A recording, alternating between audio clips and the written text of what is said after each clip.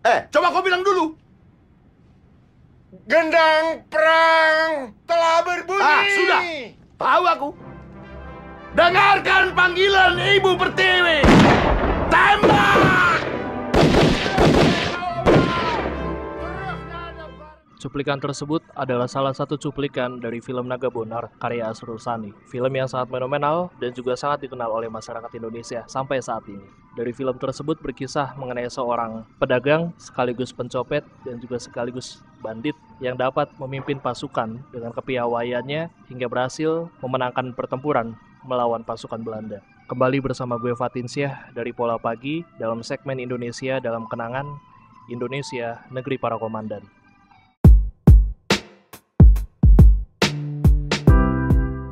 Seperti yang tadi gue bahas, Naga Bonar itu bercerita mengenai seorang pedagang yang juga seorang pencopet dan juga seorang bandit yang memiliki kepiawaian dalam memimpin pasukannya untuk melawan pasukan Belanda. Beliau mengangkat dirinya sendiri menjadi seorang jenderal. Tapi siapa sangka, walaupun beliau adalah seorang jenderal gadungan, akan tetapi kontribusinya dalam perjuangan mempertahankan kemerdekaan Indonesia, khususnya dalam pertempuran Medan dan Ampera, dapat diacungi jempol. Ya, Naga Bonar adalah salah satu kisah yang diangkat dari sosok bernama Timur Pane, pemimpin Laskar Napindo Naga Terbang. Setelah Bung Karno dan Hatta memproklamirkan kemerdekaan Republik Indonesia, berita mengenai kemerdekaan Republik Indonesia tersebut sudah menyebar di berbagai penjuru Indonesia. Seluruh masyarakat Indonesia pada saat itu sudah mengalami euforia dan gegap gempita atas kemerdekaan dari penjajahan yang telah lama merenggut bangsa ini.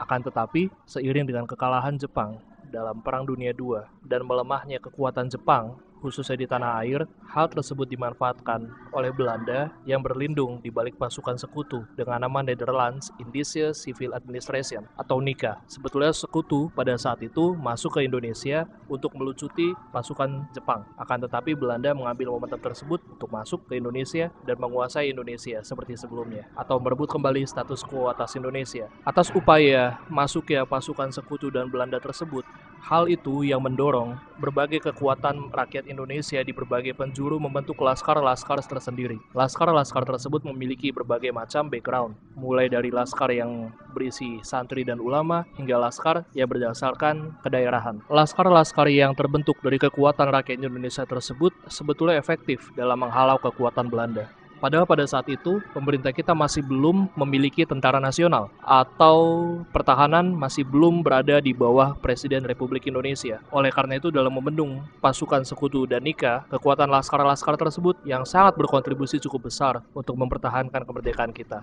Beberapa laskar tersebut ada Peta dan Heiho yang merupakan pasukan militer bentukan Jepang yang dimanfaatkan oleh para anggotanya sebagai laskar perjuangan menghadapi sekutu dan Belanda. Kemudian ada juga Laskar Hizbullah yang berada di berbagai daerah di Indonesia dan terdiri dari pasukan yang merupakan pasukan santri di berbagai pesantren di Indonesia pada saat itu. Dengan semangat jihad fisabilillah, mereka atas komando dari para ulama melancarkan perlawanan kepada pasukan Belanda yang ingin menguasai daerah tersebut. Sebetulnya laskar-laskar tersebut jumlahnya sangat banyak dan masih belum bisa ditemukan dokumentasi lengkapnya ada berapa jumlah laskar kekuatan rakyat Indonesia pada saat itu. Contohnya saja, untuk di Yogyakarta tercatat ada barisan pemberontakan rakyat Indonesia dan juga tentara rakyat Mataram. Dari barisan tersebut atau dari pasukan tersebut yang merupakan gabungan laskar yang disatukan oleh Sri Sultan Hamengkubuwono IX, terdapat beberapa laskar pada tiap kabupaten di Yogyakarta seperti di daerah Bantul dan Sleman. Terdapat laskar-laskarnya tersendiri dan itu dipimpin oleh komandan-komandannya sendiri. Laskar-laskar berikut komandan-komandannya tersebut aktif dalam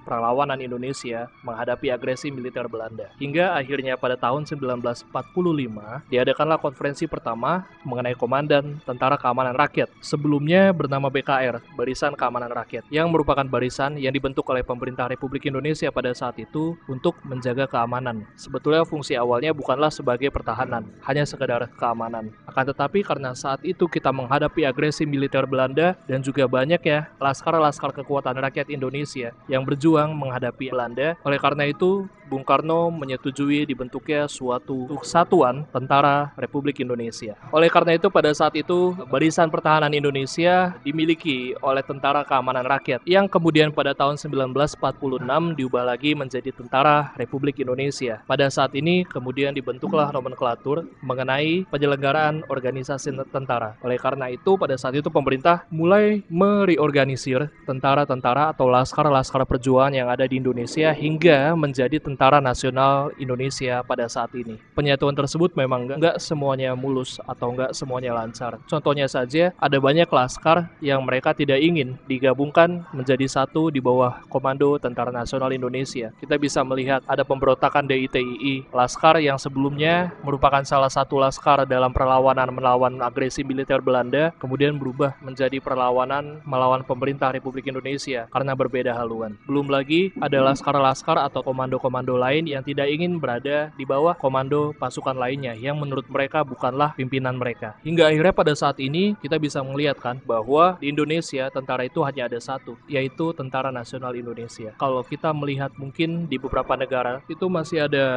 kelompok paramiliter, sejatinya di Indonesia tidak ada. Akan tetapi mungkin mental-mental menjadi pimpinan pasukan atau biasa dipanggil dengan komandan masih melekat di Indonesia pada saat ini. Kita gak usah sebutin lagi berapa banyak pasukan yang seolah-olah paramiliter padahal hanya untuk unjuk kekuatan sesama masyarakat sipil. Dari sejarah singkat mengenai kisah laskar dan pembentukan tentara tersebut, sebetulnya kita bisa tahu bahwa sejatinya Indonesia adalah bangsa pejuang. Dari perjuangan-perjuangan yang kita lakukan dalam menghadapi penjajah tersebut, maka lahirlah pemimpin-pemimpin pasukan dengan kepiawaiannya di medan tempur yang sangat baik. Akan tetapi, satu hal yang kita lupa, bahwa mungkin pada saat ini yang masih harus kita pertahankan adalah jiwa untuk mempertahankan kemerdekaan Indonesianya itu tersendiri. Bukan untuk gagah-gagahan atau unjuk kekuatan terhadap sesama rakyat Indonesia. Demikian dari gue Fatin Syah, dari Pola Pagi, terima kasih.